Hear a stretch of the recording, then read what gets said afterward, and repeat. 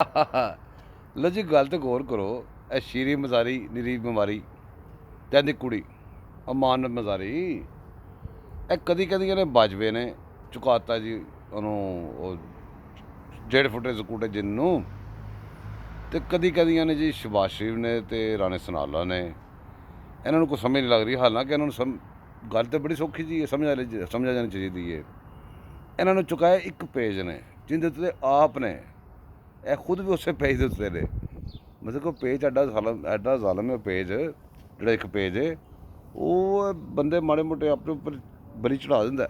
ਇਹ ਬਲੀ ਚੜਾ ਦਿੰਦੇ ਵਿਚਾਰੇ ਸੀ, ਅਸਲ ਵਿੱਚ ਇਹਨੂੰ ਚੁਕਾ ਕੇ ਤੇ ਉਹ ਕਿੰਨੇ ਦਿਨਾਂ ਦਾ ਪਠਾਨ ਲਗਾ ਫਿਰਦਾ ਨਾ ਕਿ ਮੈਂ ਧਰਨਾ ਦੇਣਾ ਤੇ ਉਹਨੂੰ ਬੂਸਟ ਧਰਨਾ ਲੈ ਕੇ ਬਾਹਰ ਨਿਕਲਣ ਦਾ, ਤੇ ਉਹਨੂੰ ਬੂਸਟ ਦੇਣ ਦੀ ਕੋਸ਼ਿਸ਼ ਕੀਤੀ ਸੀ ਕਿ ਉਹਨੂੰ ਚੁੱਕਾਂਗੇ ਤੇ ਉਹ ਕਹੇਗਾ ਜੀ ਇਹ ਸਾਡਾ ਸਕੂਟਾ ਜਿੰਨ ਚੁੱਕ ਲਿਆ ਤਾਂ ਅਸੀਂ ਜਨਾਬ ਬਾਹਰ ਆ ਗਏ ਹਾਂ, ਤੇ ਇਹ ਜੀ ਘੁੰਮਣ ਦੇ ਚੁਕਾਤਾ ਮੁੱਦਾ ਇੰਨਾ ਸੀ ਸਾਰਾ।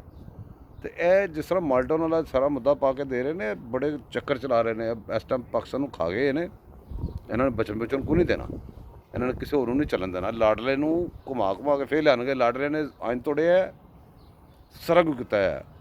ਇਹੀ ਕੰਮ ਕੋਈ ਹੋਰ ਕਰਦਾ ਤਾਂ ਹੁਣ ਤੱਕ ਟੰਗਿਆ ਪਿਆ ਹੋਣਾ ਸੀ। ਲਾਡਲਾ ਫੇਰ ਬਗੈਰਤੀਆਂ ਕਰ ਰਿਹਾ, ਆਪਸ ਇੱਕ ਦੂਸਰੇ ਨੂੰ ਕੱਢਦੇ ਜਾਣ ਕੇ ਗਾਲਾਂ, ਤੁਹਾਨੂੰ ਕਨਫਿਊਜ਼ ਕਰਨ ਵਾਸਤੇ, ਤੁਹਾਨੂੰ ਬਾਈਪਾਸ ਕਰਕੇ ਲਿਜਾਣ, ਘੁਮਾ ਕੇ ਲਿਜਾਣ ਵਾਸਤੇ।